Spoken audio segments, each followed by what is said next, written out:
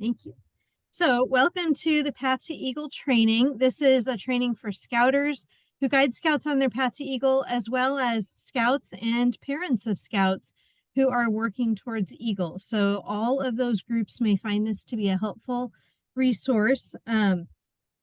Just a really brief intro. I've been an assistant Scoutmaster for 10 years, and about 3.5 years ago was asked to be the Life to Eagle coordinator in my troop. And I found that there was no official training. There were a lot of resources in a lot of places, but no official training. So after completing my Wood Badge training last year, I decided that I would make my own training and present it to Capital Area Council and to district and other places like that.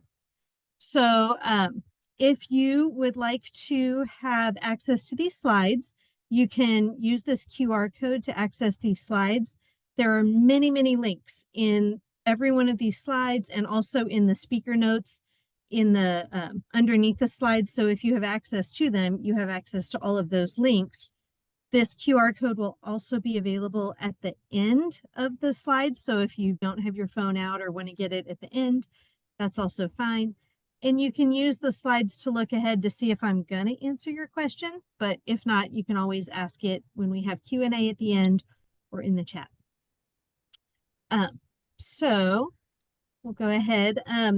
There are many, many resources available to Scouters as well as Scouts and their parents when a Scout is working on his or her Path to Eagle. I did a poll in January asking people, where do you go to look for information like this?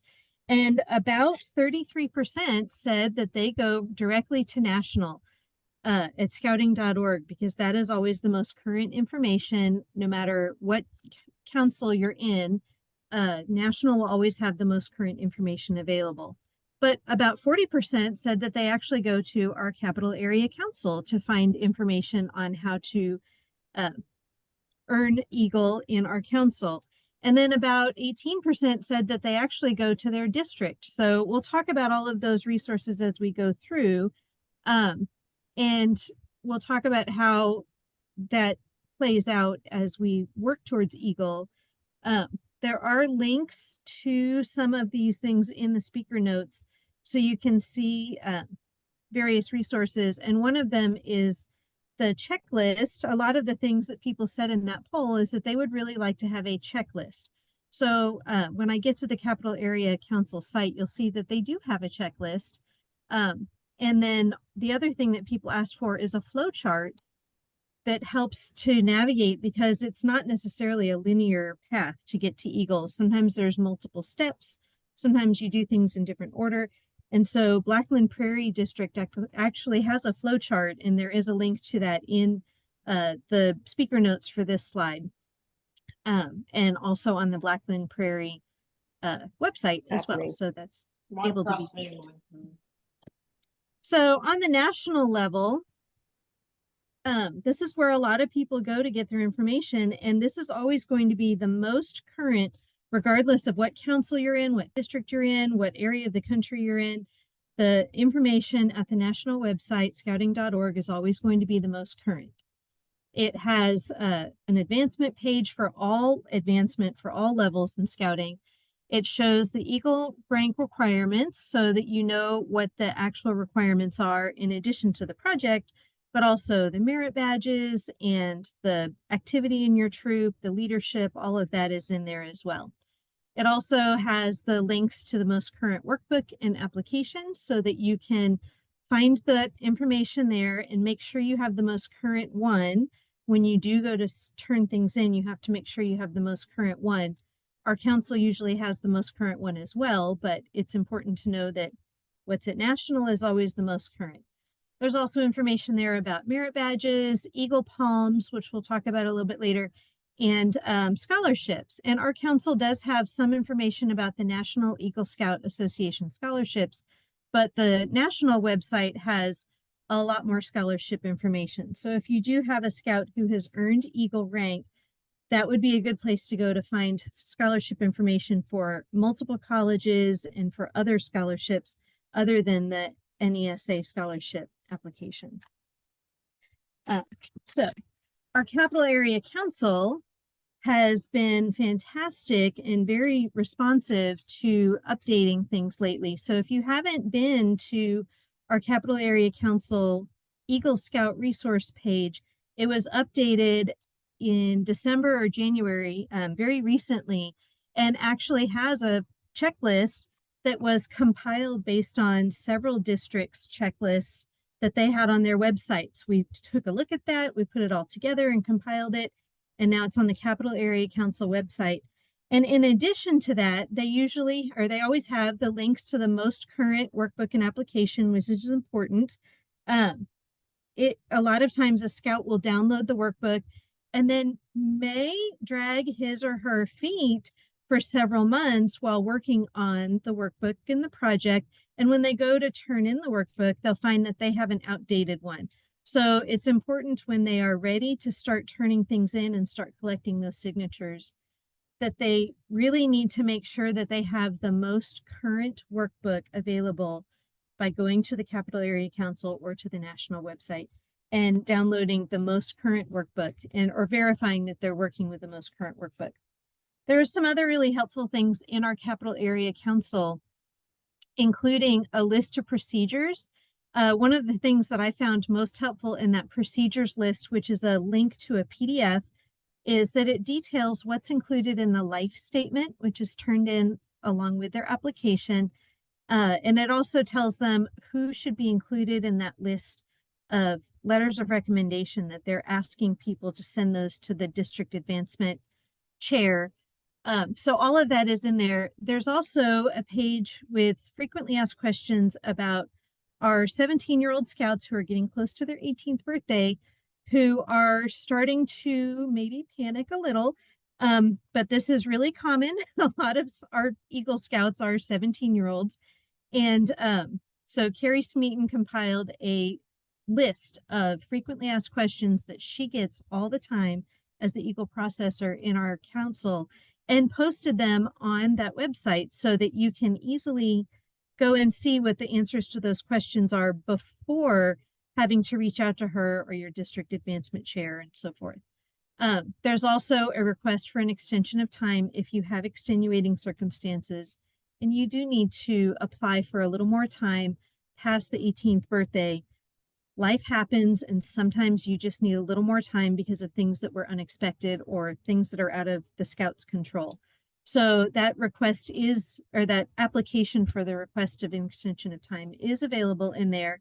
And know that that's something that the council takes seriously and looks closely at to see if it's something that they can help the scout with.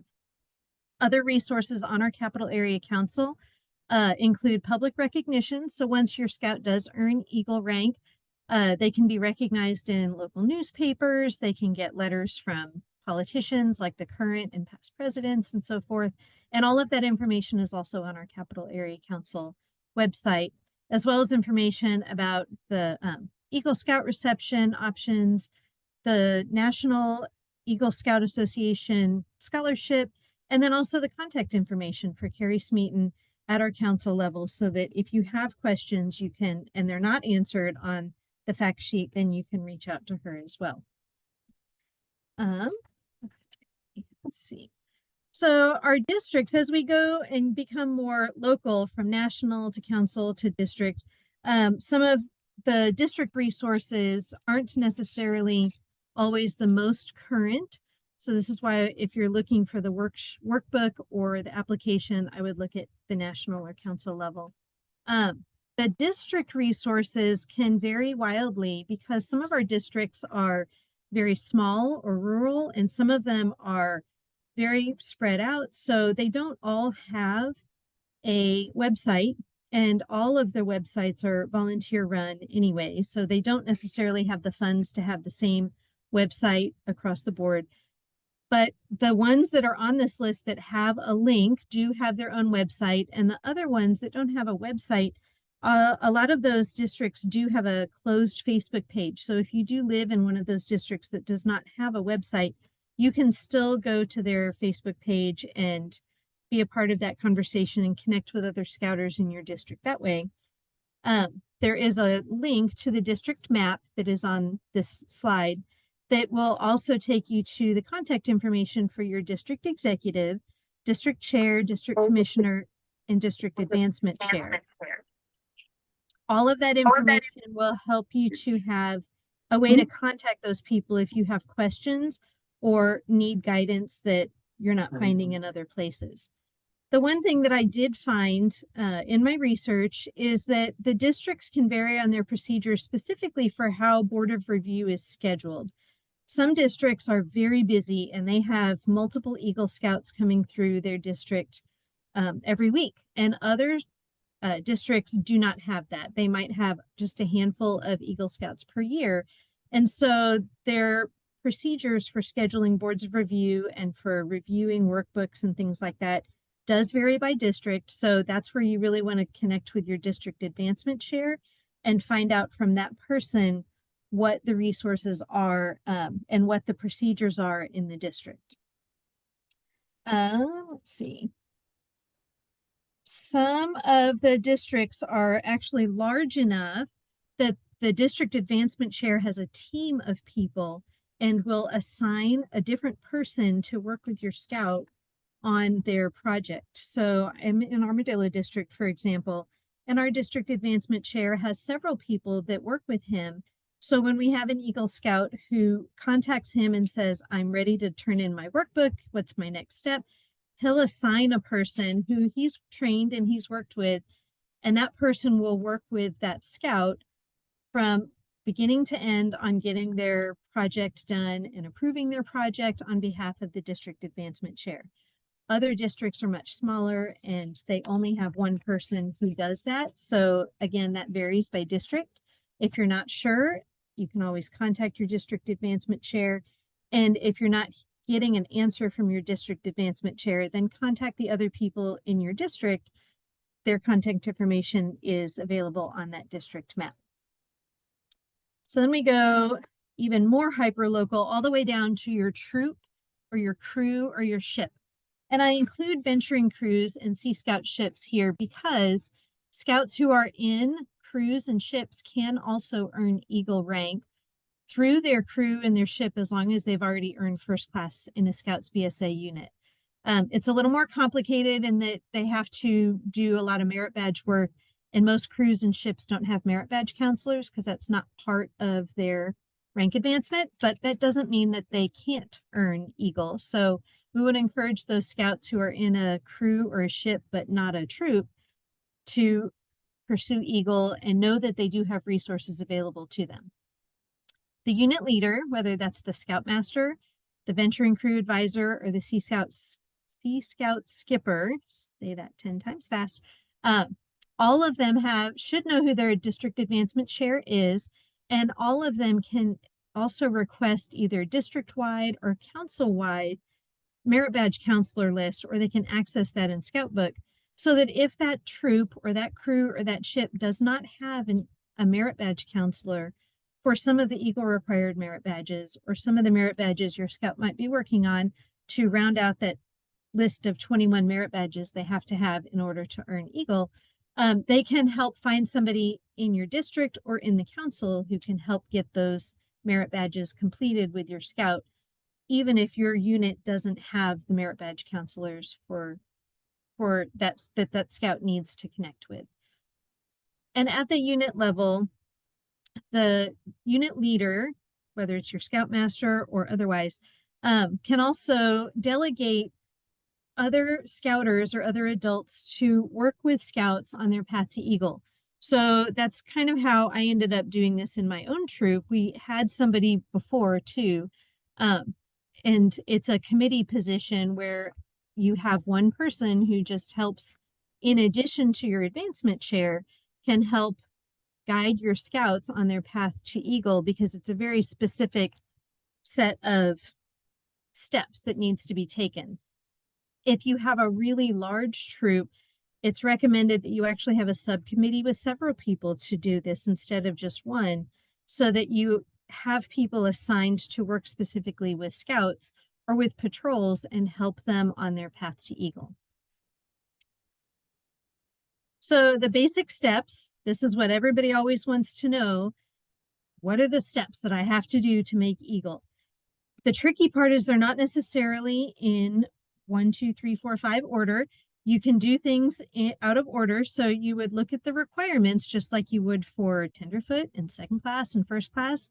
You have to complete all the requirements. The project is just one of the requirements. It's requirement number 5, along with the Scoutmaster Conference and the Board of Review, but there are other requirements as well, including merit badges.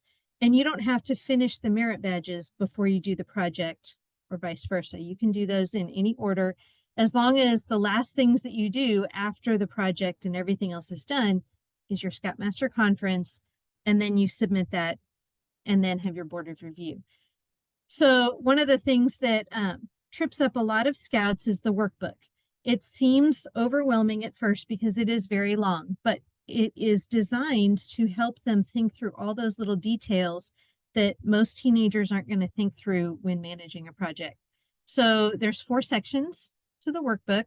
The first section is just an overview, and any scouts that come to me and ask, say, I want to do a project, I tell them to download the most current workbook and read through the overview, and then we'll talk about it.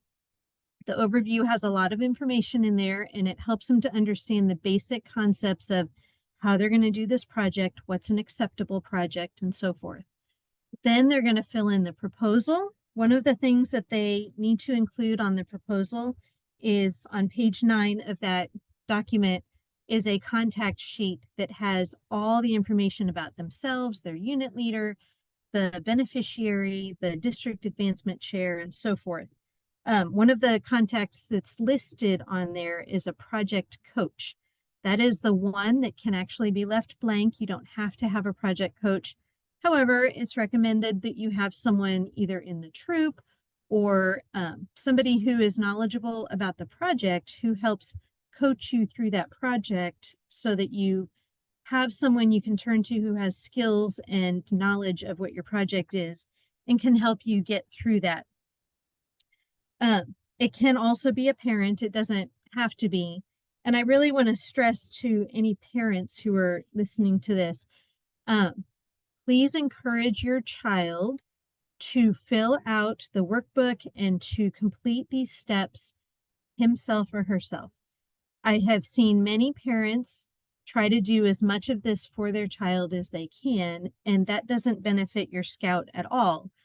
The benefit of doing this is that your scout learns to do things on their own. They learn to learn through some failure, but they also learn to move forward and work with adults and work with a wide variety of people and actually make progress on something that they might not have otherwise done. So stepping out of that comfort zone actually helps them to grow and to develop into mature young adults and the Eagle Scouts that we know that they are capable of being. So when my son was working on Eagle, he did need several reminders, particularly on the paperwork phase. And I kept having to tell him, I am not making Eagle, you are. So if you want this to happen, you have to make it happen. And ultimately, he did actually make it to Eagle. So it does work, even for the kids who don't want to do paperwork.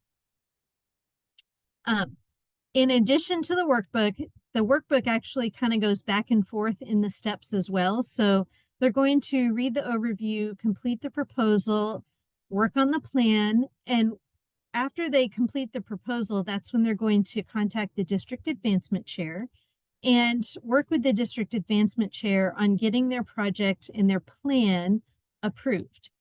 They should not start any fundraising at all for their project until it's been approved by the district advancement chair or the person who the district advancement chair assigns to work with them. So whoever that, if it's a bigger district like Armadillo District and Thunderbird, and a person is assigned to them, that's the name that goes on that contact list. It doesn't necessarily have to be the district advancement chair's name. So whoever they're assigned to work with is who ends up being put on that contact list. After it's approved by the district, then they can complete the project. Once they're done with the project, they're going to complete the report part of the workbook, which is the final step of the workbook, and complete all the signatures and gather all the signatures on the workbook. Every step of the way, I encourage them to keep copies, whether it's digital scanned copies or paper copies of that workbook, because if it gets lost, they have to start over and completing everything. So getting those signatures and getting all of that and getting that scanned and having backup copies is a very important part of the process. Once they've completed that workbook and once they've completed the project, then they can have their Scoutmaster conference with the Scoutmaster. All of that part of it gets entered into Scoutbook or Troopmaster or whatever your troop uses to track advancement. And then they fill out the application. When they submit the application to our Capital Area Council, the council will also ask them to submit their advancement report. It can either be from Troopmaster or Scoutbook, whatever your troop uses, but all of the information on the advancement report is what goes on the application. So it's really helpful to have it anyway. And it helps the council to know that it's been verified by the committee in your unit so that it's not just the scout making updates, but it is information that is verified as well. So on the application, our Capital Area Council has the application on the website, but it also has in the list of procedures on their website, it has information about the life statement that needs to be turned in with the application, and then information about the letters of recommendation as well.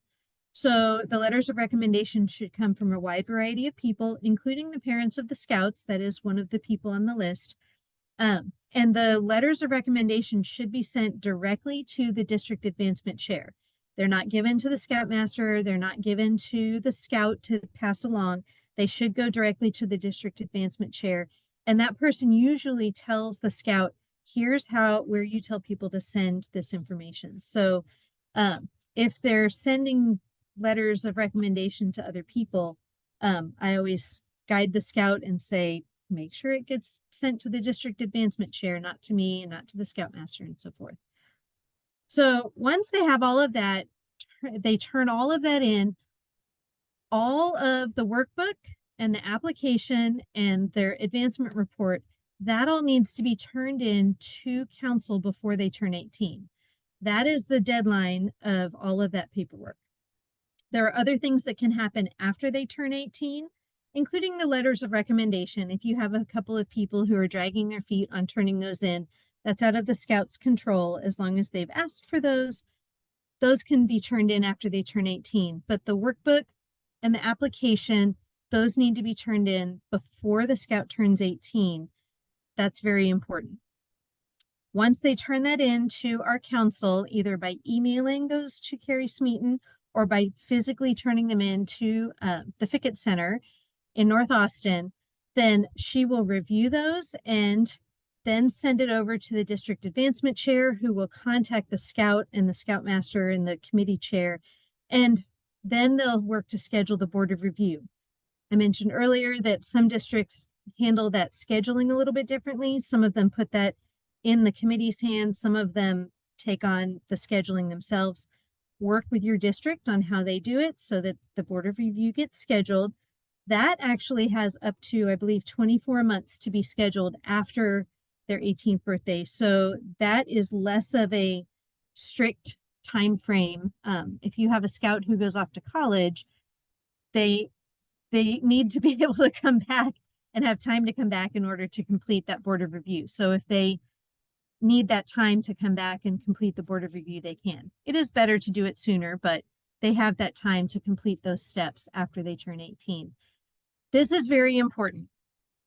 After they complete the board of review, there are more signatures on the application that are required at the board of review once they pass. After the board of review, it's done, you've passed, you're an Eagle Scout. However, you still need one more signature for that application to be complete. So that paperwork has to go back to our Capital Area Council so that our Eagle processor, Carrie Smeaton, can review all of that paperwork and then ask the council scout executive, John Yates, to sign the paperwork, and then she will send it to National in order to verify that this scout has in fact earned Eagle rank. Once the scout has been certified by National, then it will be official in your scout book record. After that, then the national advancement team will send the certificate, the credential pack, and the award kit. And I have a picture of that in a couple of slides so you can see it. That gets sent back to the Fickett Center after all of that. And then Carrie Smeaton will, or whoever our Eagle processor is, will send out an email to the unit leader, the Scoutmaster, as well as any advancement chair or Eagle coordinators for your troop, and let them know that it's available for pickup. And then either they or the parents can arrange to pick that up on behalf of the scout. So that doesn't necessarily have to be the Scoutmaster or the advancement chair who picks that up, but it does need to be picked up from the Fickett Center by somebody. So another important thing to note is that you should not schedule your court of honor until you receive approval from National, until you get that official email saying, congratulations, you are an Eagle Scout. Do not schedule your court of honor. And this is also true for Ventures who have earned Summit and for Sea Scouts who have earned Quartermaster. Until you have final approval from National, you should not be scheduling the court of honor or the bridge of honor. Once that is complete, then you can schedule it. And it does take about 2 or 3 weeks for that to arrive from National. So give it a little bit of time. So next steps. This is what comes from National. There's the certificate, there's the cards. You get to literally be a card carrying Eagle Scout. It's very exciting. There is the patch that gets sewn onto the uniform, the pin that gets pinned onto the uniform at your court of honor, as well as parent pins and a mentor pin. This is what's included that is sent from National. And you can pick this up before the court of honor. Most scouts, or a lot of scouts, like to go ahead and sew on their patch and do pictures before their court of honor so that they can have portraits or pictures done that are on display at their court of honor. All of that is totally fine. Just make sure that you take all of that to your court of honor so that you have all of the pins ready to be used in your court of honor.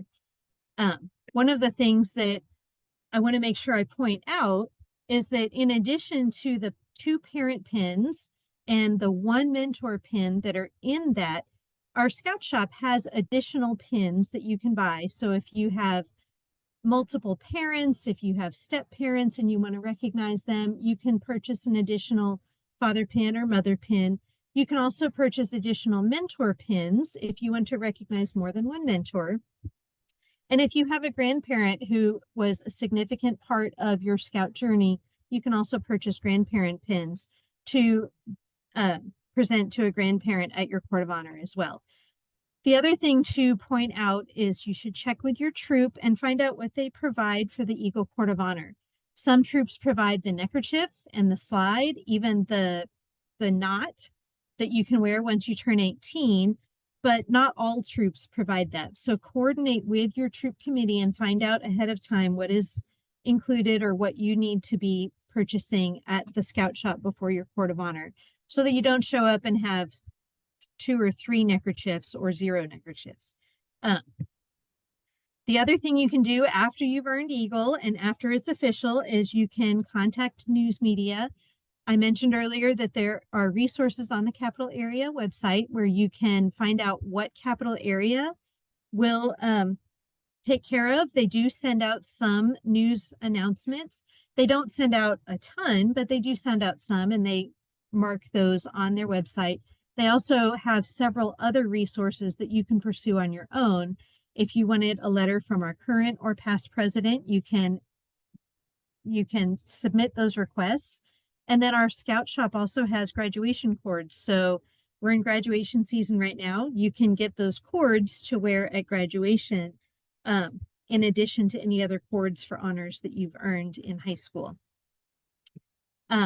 Other benefits of being an Eagle Scout, which a lot of you already know, is that there is a scholarship. There's actually multiple scholarships available. You can include it on your college applications, and you can include it on your resume. My husband is an Eagle Scout, and he still has it on his resume to this day. I did mention before that the national site has several other scholarship applications available in addition to the one on our council website. So I would encourage your scouts to look at all the scholarship options, not just the one on our Capital Area Council website.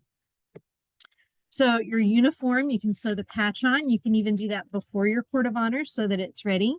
And then once your scout turns 18, they can sew that knot above their left pocket as well, so that that is something they will always wear, even as if they choose to be a scouter as an adult. So I include this just to show this is what my son's portrait looked like that we had on display at his Eagle Court of Honor.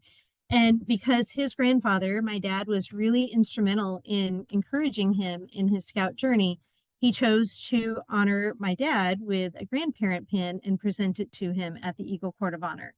And my dad cries at the drop of a hat, so he had his own box of Kleenex as well. So that is optional, of course. But I wanted to point that out so you know that that is something that is not uncommon and encouraged. If you have a grandparent or someone else who's significant, honor them at that Eagle Court of Honor. That's a wonderful way to recognize the encouragement and support that they've given throughout the years. After your scout is an Eagle, they can continue being active in their troop until they turn 18, and they can continue earning Eagle Palms, which is earning additional merit badges and continuing to serve in their troop or in their crew or in their ship. And they can continue earning those Eagle Palms every 3 months. The ones that are accumulated actually get presented to them at their Eagle Court of Honor. And just like merit badges, your troop or your unit's advancement committee will decide who purchases those and how those get purchased. But it's the same process as merit badge purchases. If you have questions, I would encourage you to contact our council Eagle processor, Carrie Smeaton. She is a wonderful resource and is very knowledgeable. She's done this for many years. And then also I would encourage you to contact your district advancement chair. That map that is on the council website has links to all of their contact information. And it lets you know too, if you're not sure which is your district, you can look at the map and find out where your district is as well. Really quickly, I want to talk about the difference between a coach and a mentor. And the reason I want to talk about this is because on the Eagle workbook, it asks the scout to list on the contacts a project coach. But then when they get their package from National, they get a mentor pin. So it helps to understand that there's a little bit of a difference here. And if you've been to Wood Badge, you should be familiar with coach versus mentor. And if you haven't been to Wood Badge, you really should go to Wood Badge. And there's a link to our 2024 fall Wood Badge course in the speaker notes of this slide. So a coach is a little bit like on a sports team. If you have a basketball coach or a baseball coach, they help you with short-term goals, with developing your skills. They help correct anything that needs correcting. They help you to learn the basic skills and the basic things that you need to know in order to accomplish whatever that goal is. A lot of our merit badge counselors are a lot like coaches, and your summer camp instructors are a lot like coaches. They don't have a chance to really build a long-term relationship with the scout, but they do have an opportunity to help them in those incremental steps that it takes to get to Eagle. A mentor is somebody who has a much more long-term relationship. Often this is a scoutmaster or an assistant scoutmaster, somebody who is involved in the troop or involved in the unit and is able to build up a relationship with the scout and help them to reach their long-term goals instead of just getting these 1 or 2 little steps completed. Whether it's a coach or a mentor, both of them help with goal setting, whether it's short-term or long-term goal setting. Both of them listen to the scouts and help them along the way. And I really want to point out that it's not always just scouters or adult volunteers who are the coaches and the mentors along the way. We had one of our scouts who earned Eagle last year at his Eagle Court of Honor. He recognized another scout who was actually not even an Eagle Scout yet. He recognized him as a mentor because he recognized that that scout had helped him for so long in earning Eagle that he wanted to recognize him as a mentor. And as soon as he did, my first thought was, That's perfect. He absolutely is a mentor, and it's somebody who really gets helping long-term and building those relationships. So I just wanted to throw that out there so that you can kind of see a little bit of a difference, and to understand how your role in this as well. You might be a short-term coach or a long-term mentor, but either way, we're all helping our scouts earn Eagle. So there are other resources. I've mentioned a lot of them already, so none of these are a surprise to you. The scouting.org is a resource that many people have been using for many years, and I encourage you to continue using it because it's always the most current. Our Capital Area Council Advancement and Eagle Scout pages also are current and have all the information you need in order to earn Eagle in our council.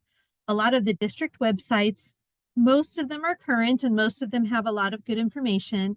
They have various checklists and flowcharts and things like that that are helpful. One resource that I found when I was doing a lot of my research is the Eagle Coach site. It helps people like myself who work in troops and work with scouts on earning Eagle, and just has a lot of good tips and pointers. It's not necessarily steps to make Eagle, but it's a good resource available to anybody who's working with scouts on earning Eagle. And then I can't stress enough how important it is to connect with other scouters. Whether you go to your district roundtable, you go to Powderhorn or similar trainings like that, you go to your summer and winter camps, get involved in programs like shooting sports and climbing, aquatics, things like that.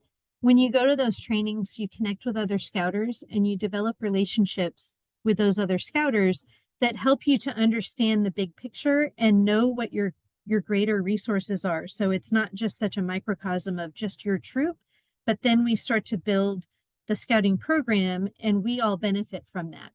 I have made amazing friendships in the climbing program, and I don't think that I would be as effective as a scouter today without having built those relationships with other scouters through all of these other programs. And I'll throw in one more plug for Woodbatch because it's a fantastic way to connect with other scouters and to build your own training as well. So with that, we'll go to question and answer, and we'll turn off the recording so that you can ask questions. I will skip a couple of slides ahead really quickly, and then I'll come back. I have a bio in here about myself if you wanted to reach out to me or have questions for me, but this isn't about me. If you wanted to download these slides for your own use or to share with others, you're welcome to. So this is the QR code for that. And I will back up to this in a second. We will have a recording of this Zoom, and the link will be on here eventually. So when you have these slides, you have the Zoom, you have the link to this recording as well one day. And then I just want to point out that at the end of this, we do actually have the steps to earn Quartermaster and the steps to earn Summit as well, if you have scouts who are working towards that in Sea Scouts or in venturing. So I'll back up to here, and then we'll stop it here and we'll open it up to questions and see if there's anything that I missed.